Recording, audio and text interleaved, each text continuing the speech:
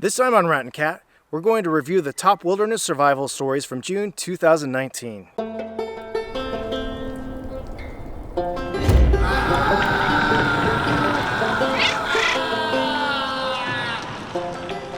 Welcome to Rat and Cat, where we search, survive, and explore. I'm Nikia.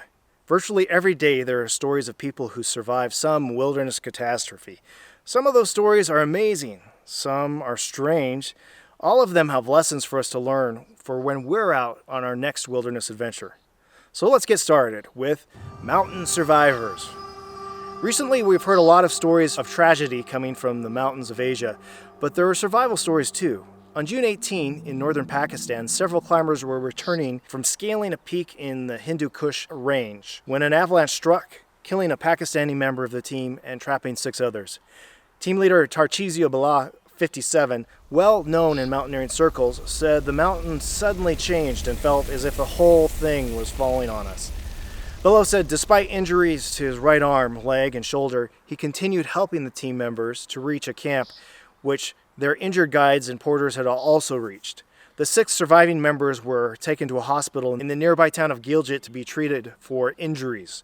The 4 surviving Italians mourned the death of their fellow mountaineer, saying they would do whatever possible to help his family.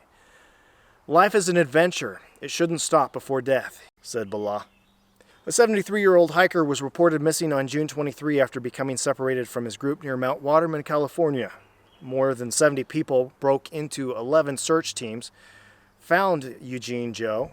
He was discovered 7 days later, miles away from the original hike near Devil's Canyon in Angeles National Forest by the Altadena Mountain Rescue Team.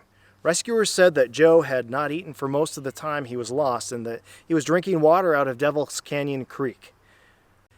80-year-old James Clark was climbing Mount Washington, New Hampshire when he started to tire. He told his grandsons, aged 14 and 19, to go ahead to the summit and that he would meet them later at the visitor center. But temperatures started to drop and he became hypothermic. His grandsons returned by a different route and called for help when they realized he wasn't there. Searchers found Clark just after 1 a.m. He was treated for hypothermia and carried off the mountain.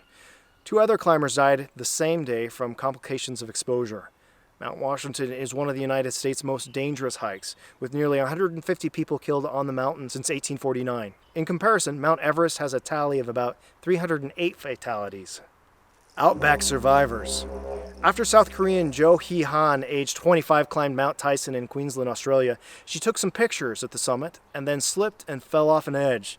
She woke up several hours later and started to crawl and scrape her way through the bush. Han became stuck at the top of a waterfall with no way forward or back. Stuck there, she survived 6 days until rescuers found her. Alarmingly, a member of the public heard her shouts for help on the 2nd day of the ordeal, but didn't inform authorities until the 5th day. Water survivors.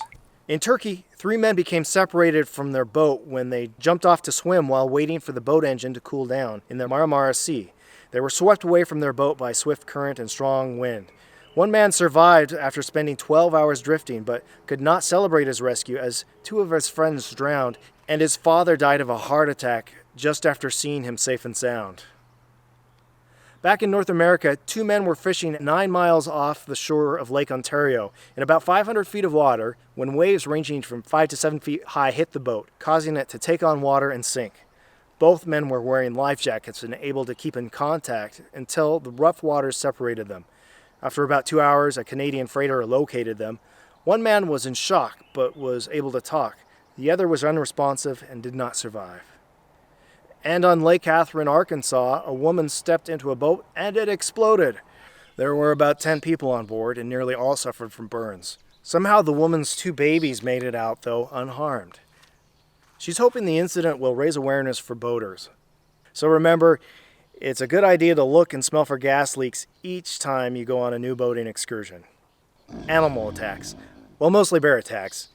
A couple were hiking in the Carpathian Mountains in Romania when a brown bear attacked 23-year-old Andy Bauer. The bear clamped its jaws onto Bauer's right leg and tossed him from side to side. His girlfriend, Laura Booth, 23, was walking 20 feet behind him and had read about how to fend off bear attacks and screamed for him to punch it in the eye. He did, and it worked. The bear fled. Booth left Bauer to bandage his own bleeding body while she searched for a cell phone signal to call for help. "I was in a state of shock, so I don't remember the pain anymore," Andy later said. And maybe you heard this one. A Russian man survived for a month with a broken back as the bear stored him for food in his cave. Extremely emaciated and unable to remember his last name or age, he somehow made it. Or did he? While the story appeared on many websites and news outlets, it seems that there's no first-hand reports. It comes down to one Russian newspaper that says a wealthy Russian man heard this story and passed it on. By all accounts, this story seems to be fake, generated to get more views and sell more papers. If you want to learn how to spot fake news more quickly, someone recently brought an interesting website to my attention, getbadnews.com. The site is a game that teaches you how to spot fake news by creating your own fake news empire. It looks like the University of Cambridge and the Dutch media group Drog are the ones who put the site together. It focuses mostly on American politics, but I'll put the link right here in case you're interested. And there's one last animal attack survivor story.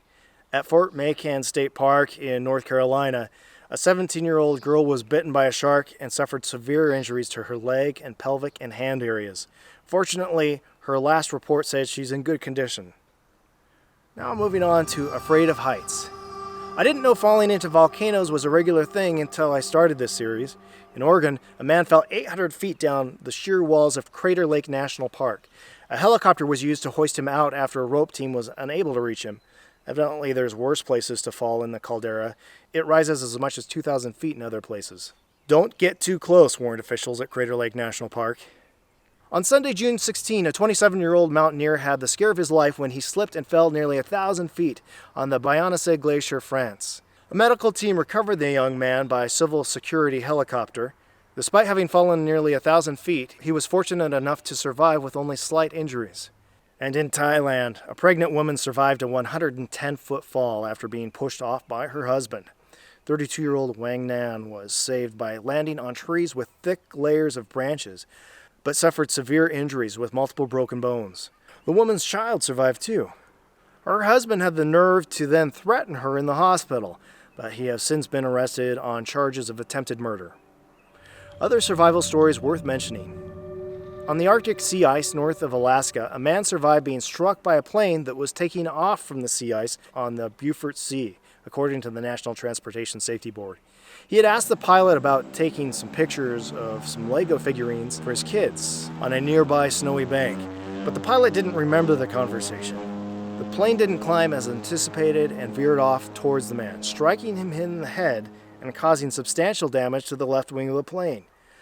The man said the last thing he remembered was looking up and seeing the wing of the plane headed for him, then waking up in a medevac helicopter on his way to Deadhorse. Desert survivors. A puppy named Bella survived 2 weeks in the desert after a severe car accident where the driver, Michael Crocker, fell asleep and veered off the road. The car went into the ditch, hit a sign, and rolled back onto the road. Crocker's thumb had to be amputated from the accident with a skin graft taken from his thigh, but the puppy disappeared during the crash. Worried about the dog, the family searched for days before asking rescue crews to help, and on the 13th day, Bella was found. Her leash was stuck in branches, and she hadn't had food or water for 13 days. But after being given a blood transfusion and treated for an infection, Bella is on the road to recovery. And those are the top wilderness survival stories for June 2019. If you enjoyed this video, I invite you to subscribe and click on this link to watch other videos from my top survival stories playlist. And I'll be adding to it in the future. Until next time, I'm Nikia, and this is Rat and Cat. Get out there, be safe, and enjoy the wild.